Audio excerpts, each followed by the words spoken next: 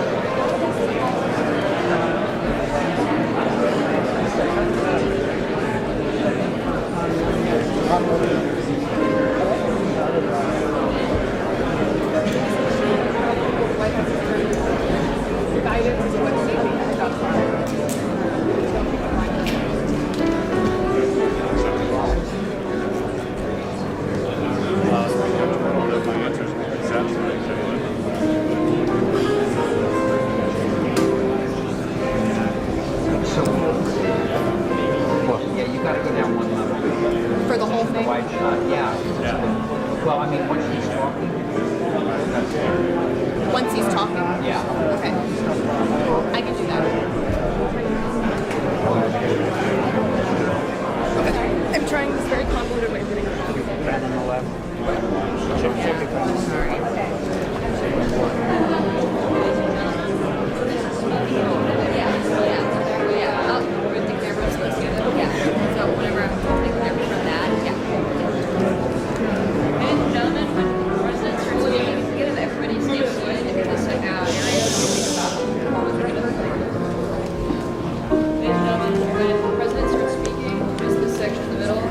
Have every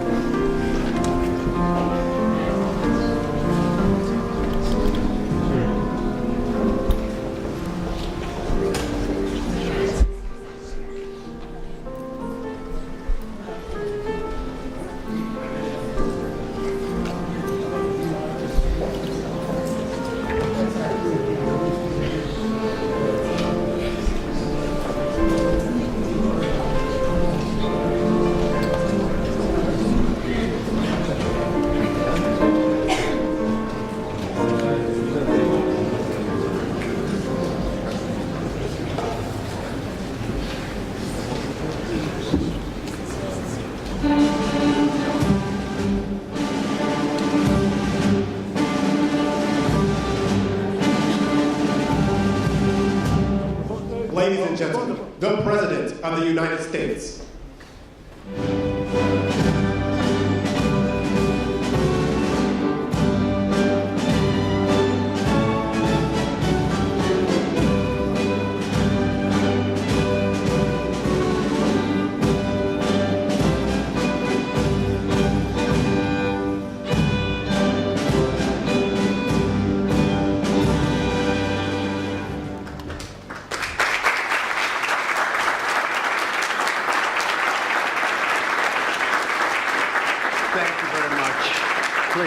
Thank you very much. Before we begin, I want to provide a brief report on the unprecedented success our country has been witnessing in recent weeks. Since even before the election, we've been making extraordinary progress. The American people gave us a clear mandate to save our country, and we won all 7 swing states by large margins, historic. Very importantly, we won the popular vote by millions and millions of votes. Also, all 50 states, as you know, shifted toward the Republican Party, and that's never happened before. All 50, every single one of them. In our first week in office, we set records, taking over 350 executive actions. That's not been done before. And it has reportedly been the single most effective opening week of any presidency in history. And we want to keep it that way. We want to keep it going.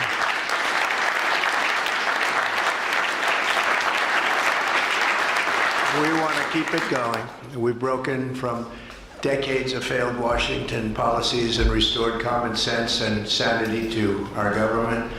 We've unleashed American energy, and we've already achieved record low illegal immigration. And as you see, there's nobody tried to get in. And that's what we've been waiting for a long time, and gotten woke ideologies out of our government and out of our military. The water has now begun flowing in California as we continue to increase the flow in coming days. Nobody's seen anything like that, and I've also taken strong action to regain control of the Washington bureaucracy. Just for clarification purposes, because it was incorrectly reported yesterday, we have informed the federal workforce, which they've looked to do for many years, that if they're working for the federal government, they must show up to the office on time and on schedule. We don't want them.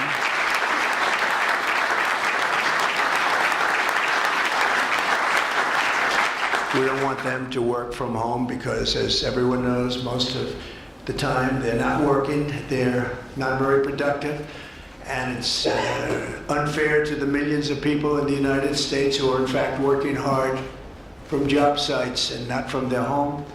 As federal employees, they must meet a high standard. They're representing our government, they're representing our country. If they don't agree by February 6th to show up back to work in their office, they will be terminated, and we will therefore be downscaling our government, which is something that the last 10 presidents have tried very hard to do but failed. Most of the people we're talking about have not been going to their federal offices in many, many years, from even before COVID. But they have nevertheless been paid. Some have worked, some haven't worked, and most of the studies say that some have just gone through the motions. We may ask these people to prove that they didn't have another job during their so-called employment with the United States of America, because if they did, that would be unlawful. As you understand, a lot of people are getting paychecks, but they're actually working other jobs, so they'll have to prove that to us that they weren't. In any event, we're requiring them to show up to work or be terminated. We think a very substantial number of people will not show up to work, and therefore our government will get smaller and more efficient, and that's what we've been looking to do for many, many decades, frankly.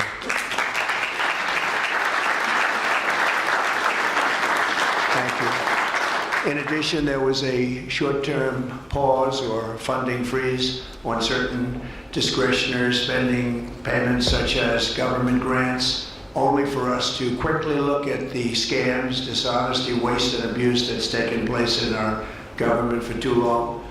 As was explicitly stated, this in no way affected Social Security, Medicare, Medicaid, or other entitlements that Americans depend on. I made abundantly clear from the very first day that I ran from office, that was a long time ago now, that's 2015. If you think about it, I announced in 2015 and we won in 2016. We did very well in 2020, but we did really well just recently. And I'm restating right now to correct any confusion that the media has purposely and somehow for whatever reason created Social Security, Medicare, Medicaid have not been affected by any action we're taking in any way, shape, or form. We are merely looking at parts of the big bureaucracy where there has been tremendous waste and fraud and abuse. In that process, we identified and stopped $50 million being sent to Gaza to buy condoms for Hamas. 50 million. And you know what's happened to them? They've used them as a method of making bombs. How about that? We stopped an attempt to make an illicit payment for illegal alien resettlement. We canceled $181 million in DEI training contracts. This is just for the training of people in DEI, which has been terminated and completely terminated. And we paused $1.7 billion in unauthorized payments to foreign organizations, including stopping more than $40 million that was on its way out the door to the very corrupt World Health Organization, which has not done its job and not done it properly. We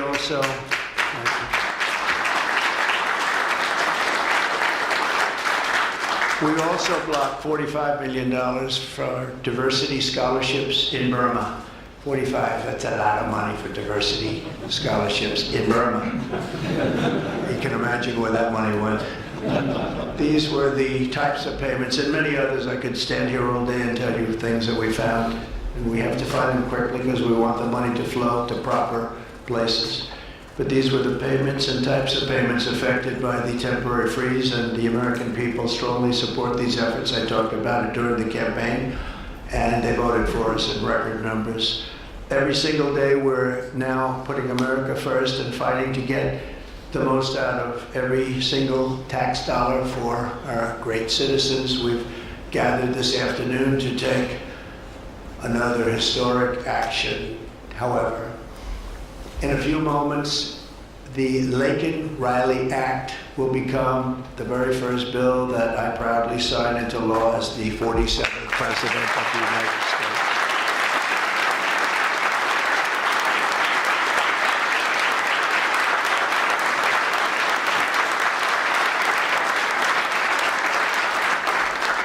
Laken was a brilliant and beautiful 22-year-old nursing student from Georgia, the best in her class. She was always the best. They would say, Laken, how do you do this? And what do you do? They were always asking her questions. She was respected by everybody, even her teachers. They respected her so much. From the time she was in first grade, Laken knew she wanted to spend her time caring for others. That's what she did. To her friends and classmates, she was a light of warmth and kindness in every single room.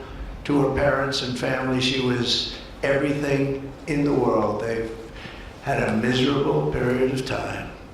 Just after 9 a.m. last February 22nd, Laken went out for a jog on the campus of the University of Georgia, but she was just never returned. She never came back, did she, huh? Parents are here, sister, all of her relatives. While on her run, Laken was attacked, viciously assaulted, beaten, brutalized, and murdered by an illegal alien gang member who was set loose into our country by the last administration. We are deeply honored to be joined today by Laken's parents, Allison and John, and her sister, Lauren. Thank you very much. Thank you.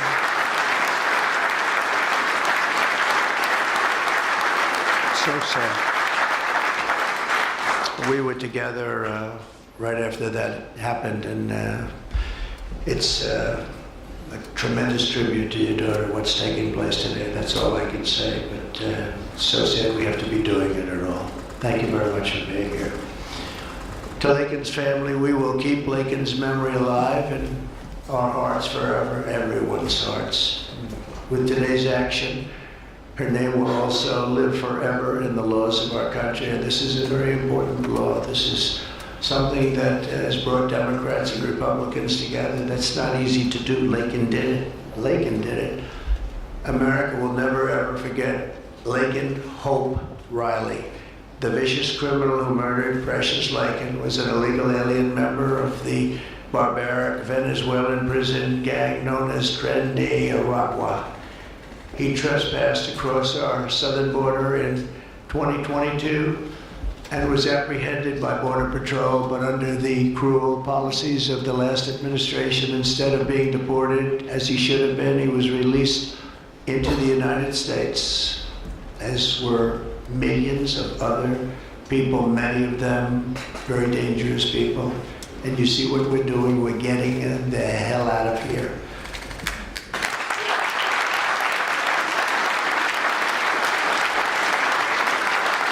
He was soon arrested again in New York City on charges of endangering a child, but because of New York City's deadly sanctuary policies, as we have in California and many other places, which we're ending, we're going to end them, he was released again to reoffend. The Biden administration then provided this illegal alien criminal with a free, taxpayer-funded flight from New York to Georgia, where he was arrested yet again, constantly, this time for stealing from a Walmart along with his gang member brother, who was a bad one. Only after being released the third time by the U.S. law enforcement did this cold-blooded criminal go out that fateful morning hunting for women on whom to prey. That's what he did. He hunted. It was like a hunter. We're going to show him who the hunter is. This horrific atrocity should never have been allowed to happen.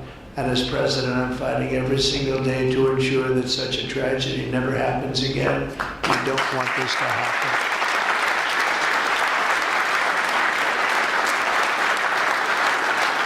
And under the law, thank you. Under the law I'm signing today, the Department of Homeland Security will be required to detain all illegal aliens who have been arrested for theft, burglary, larceny, shoplifting, assaulting a police officer, murder, or any crime that results in death or serious injury. In addition, for the first time ever, this act gives state governments the ability to sue the federal government for immediate injunctive relief if any future administration ever again refuses to enforce the immigration laws of the United States, like happened for 4 long years.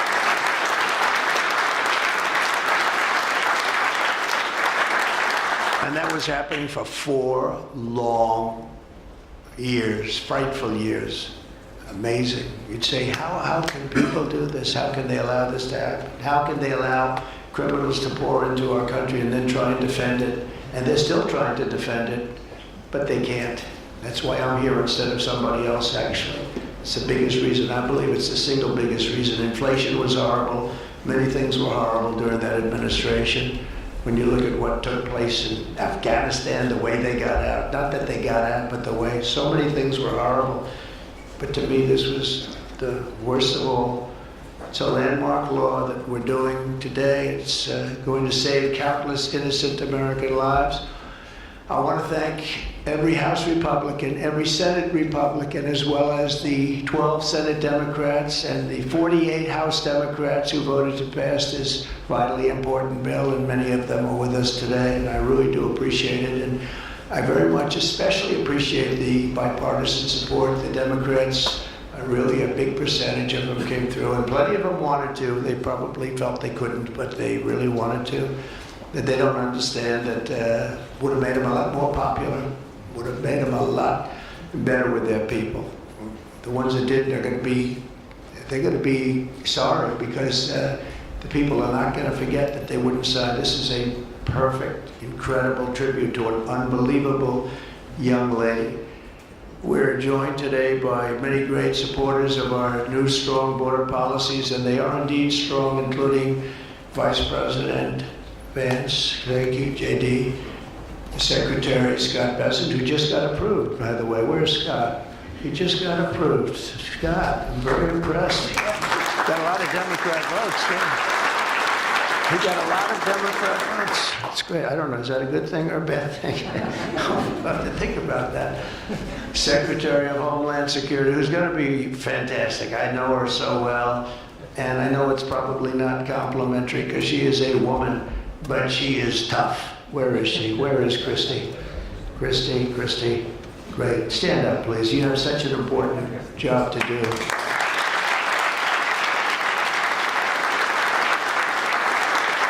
Really great. Thank you very much. And don't let that look fool you. That look is, she's tough, and she cannot stand that she's having to sit here and even listen to this today. Another one who's done a job like nobody that I've seen in a long time. Tom Homan, he's my friend, but he is something special. He is something special. Yeah. And Tom and Christy, the numbers are unbelievable. What's happened? It's like just shut down. Nobody thought that was even possible. It's just shut down. They showed an area that a year ago had thousands and thousands of people rushing into our country. And today there was nobody there. It was like a beautiful sight. And also Senate Majority Whip John Barrasso. Great guy. Great guy. Thank you, John. And I also want to thank the bill sponsors, Senator Katie Britt. Katie, thank you, Katie. And Congressman Mike Collins. And Mike, you were fantastic from Georgia. He took this. He loves his state, and he took this very personally. So it's thank you very much, Mike. As well as Senate Judiciary Committee Chairman Chuck Grassley. Chuck is here someplace. Chuck, thank you very much. You look great. And House Judiciary Committee Chairman Jim Jordan, who's a special guy, special man. And House Homeland Security Committee Chairman Mark Green. Thank you very much. Thank you, Mark. And we have many other congressmen and senators, but I'm not going to introduce because this is about your daughter. This is about something that's so important, and we're going to just go along. Thank you also. We have to say Burt Jones is in the room, and Burt is your lieutenant governor, and he was on this like you wouldn't believe. Thank you very much. I see you sitting there. Thank you very much. So we have state, local officials, we have law enforcement organizations, we have everybody. Most of them are in the room or represented in the room, and they're incredible people, and I've never seen them come together like they have for this. I've done many of these, not of this kind, but different bills, different passages having to do with many different things, from homeland security to inner security to taxes to 50 different items. I've never seen such support as you have today and as your great daughter has today. So I've never seen anything like it. And we have to thank your daughter for that, because she's going to save a lot of lives. She's going to be responsible for saving a lot of lives. So I'd like to just say to the Angel families, I've been with them and they've been with me from 2015 when I first got this crazy idea in my head to run for president because we could do better as a country. I want to thank so many of the people that are here that have been the angel moms, and we call them angel moms, but they're angel families, fathers, and sons and daughters, but they've suffered tremendously like you have for no reason whatsoever. I want to thank Alexis Nungari, the mother of 12-year-old Jocelyn Nungari, murdered last summer by 2 illegal alien gang members released into the United States by Joe Biden's open border stupid policies. And thank you very much, Alexis. I want to thank you very much. We had an amazing trip, and it was really special to meet you and your family. Appreciate it very much. So sad we have to be here, frankly. And Jocelyn, as you know, is in our hearts as she was then. It was an amazing day we had, a great day. But it was a day of celebration of somebody that unfortunately won't be with us. But she is with us now, you know that. Here also is Patty Morin, the mother of Rachel Morin, killed 2 years ago by an illegal alien who was let into our country by the last administration's ridiculous, weak policies. Open border, can you imagine? When I heard open border, I said, oh, that's terrible. They're going to release their prisons all over the world. They're going to release their prisons into our country. That's exactly what happened. Patty is joined by Rachel's brother, Michael, Rachel's daughter, Clementine, and sister-in-law, Shannon. Thank you all for being here. We appreciate it very much. Thank you very much. Thank you. With us as well is the loving family of Kayla Hamilton, a 20-year-old girl murdered in July 2022 by the MS-13 illegal alien gang member who is violent, vicious, and they knew it, and they didn't do anything about it. And I want to thank you to Kayla's mother, Tammy, and her grandmother, Kathy, and her stepfather, Jeremiah, very much. And finally, I want to thank others who have also suffered this horrible scourge that goes on with young people being killed, and other people too, but young people, largely young people being killed. Thank you to Scott Root, the father of Sarah Root, killed at 21 years of age. Think of that, 21 by an illegal alien, shouldn't have been in our country, would have never been in our country if we were here. What a sad thing. To each of these angel families, we love you and we stand in awe of your courage and your strength. It's the toughest thing anybody has to go through. Many of the angel families here today were betrayed by the last administration and with its heartless and foolish and really very, very arrogant and very, very dumb policies.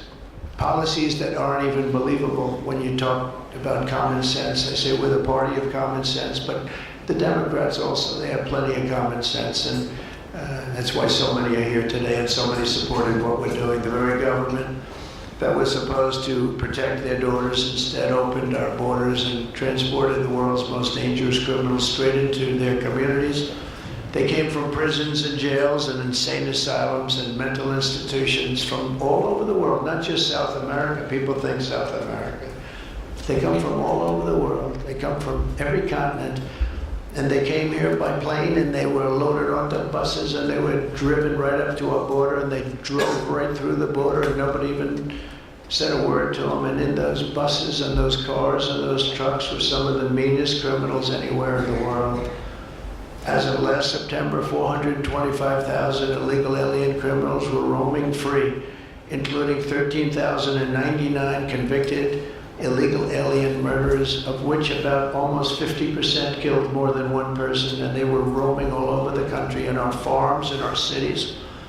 Under the Trump administration, we're moving with urgency and speed to get these vicious and violent criminals the hell out of our country and to restore law and order to our suburbs, our cities, and our towns. And we're going to do it with Tom and with Christy and with all of the people that are working so hard on this. This week, compared to a comparable time a year ago, think of this, the number of illegal border crossers has already fallen by more than 100%. And because the election was coming, they started getting a little bit tougher on the border. They tried to follow our policies, and they did much better, but it still was horrible. The numbers were still horrible, so that's 100% over those. They only did it because of the election, so they knew what they were doing was wrong. And those who do cross the border, and you're seeing that every time, all you have to do is turn on your television set or pick up a newspaper, read any form of new media, because we have a lot of new media today, fortunately, that's letting the word get out. But they're watching these people be captured and removed from our country. ICE arrests have risen by 15 times in just a short period. And over the past 8 days, the heroes of ICE and Border Patrol, we can never forget Border Patrol. Those people, I've gotten to know so many of them. Our border czar, as you remember, never went to the border and never made a phone call. She was the border czar. She never made one phone call. They went to the heads of border. They went to the heads of ICE. Did you ever get a call? No. And she admitted she never made one call, but she was the border czar. And that's exactly what our border was all about. The heroes of ICE have arrested thousands and thousands of illegal alien criminals, including hundreds of gang members, traffickers, child predators, terrorists, and murderers. For the first time in history, we're loading dangerous and illegal aliens into military aircraft and flying them back to the places from which they came. You probably read about Colombia 2 days ago. They said, no, we're not taking them. I said, we're going to take them. You're going to take them. You're going to like it, too. You're going to take them.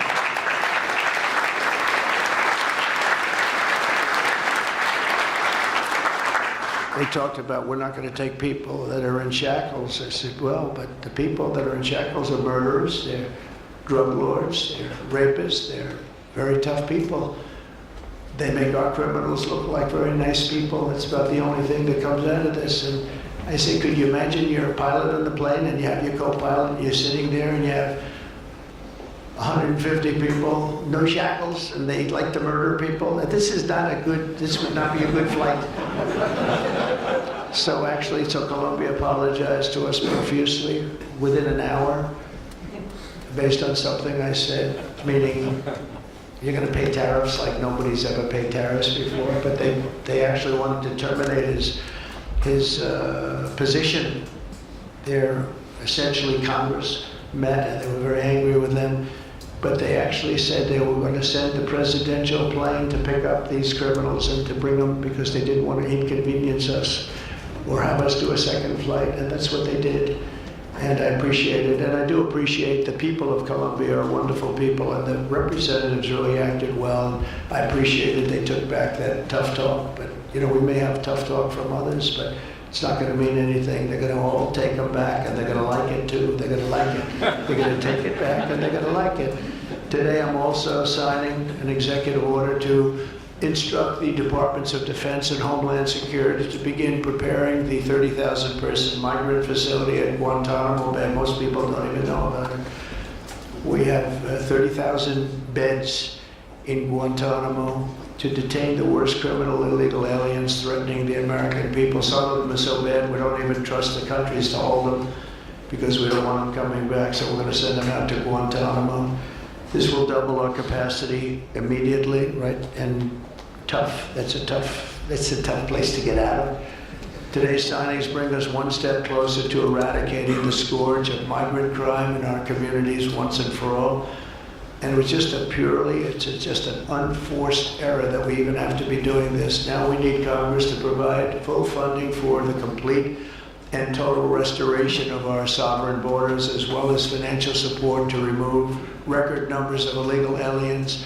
And these are illegal alien killers, criminals at levels that nobody's ever seen before. And you would have known that, and you were there when I said it. I said everybody that's bad is going to be thrown. If you look at Venezuela, Venezuela's crime is down 77% because they've taken their gang members, their prisoners, their drug dealers, their drug lords. They've shipped them all into the United States. Many other countries, their crime is way down, and our crime is not doing well. But we're going to have it do really well very soon, and we're shipping all these people back where they came from. And now, before I sign the Laken Riley Act into law, I would like to ask Laken's really incredible mother, I've gotten to know. A very sad day I got to know her. But this is an amazing tribute to an amazing young person. And if you could come up, Allison, and say a few words, that would be great. Thank you very much.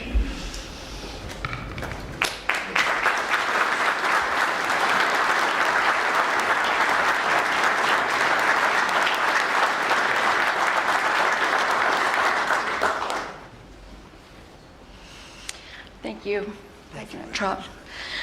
We would like to thank Senator Katie Britt for her diligent bipartisan work to get this bill through the Senate. We'd also like to thank Congressman Mike Collins for his unwavering passion and for leading on the Laken Riley Act from the start. Our family will forever be grateful for the prayers of the people across our nation and for helping to get this legislation into law.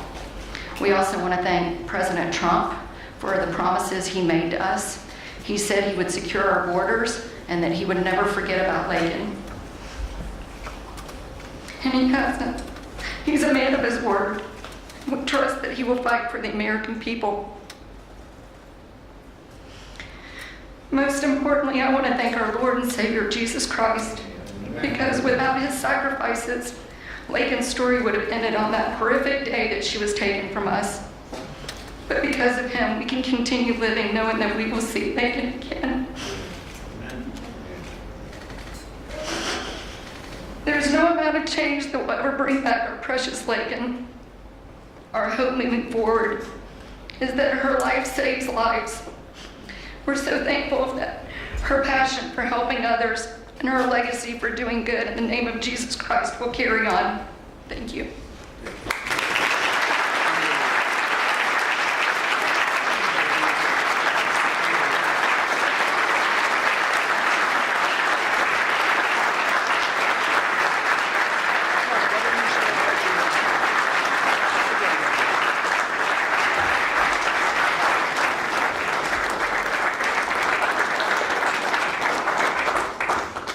Thank you. We'll sign this in honor of Laken Riley.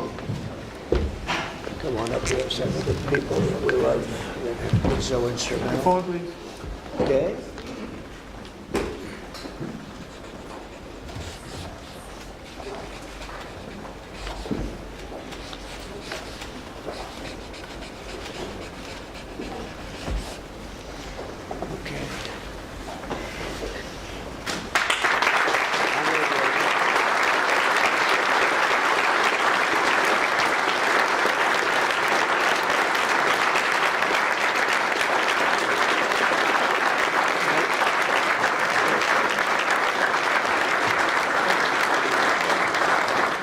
Thank you. Mr. President, government funding, can you take a quick question on government funding, the pause? I don't think this is appropriate time.